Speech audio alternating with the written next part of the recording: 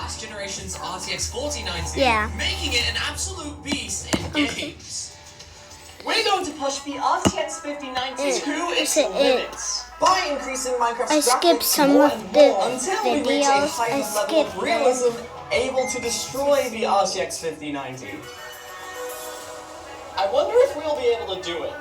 To accurately determine just how powerful the RTX 5090 actually is, I thought it would be a great idea to compare it to my previous RTX graphics cards. Starting off with the iconic RTX 3080. Back just a few years ago, the RTX 3080 was one of the fastest graphics cards you could buy. In a lot of games, the RTX 3080 was only slightly slower than the RTX 3090. So just how far can we push the RTX 3080 in Minecraft? Okay, we have the RTX 3080 installed inside the PC, starting our in-game testing off with just default vanilla Minecraft.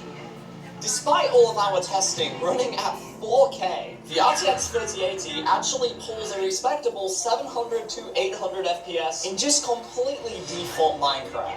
But it's when we test shaders that things start to get a little interesting. After enabling our low-end shader, we do drop to around an average of 180 frames per second. But getting above 200 FPS with our low-end shader at 4K, that's pretty impressive.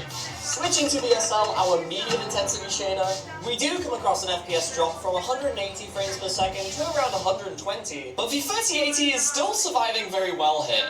But what if we take things to the next level? With our ultra-high intensity Zeus PTGI ray tracing shader. And because the 3080 is our weakest card, adding ray tracing might not be a very good idea. Okay, yeah, this is definitely starting to lag.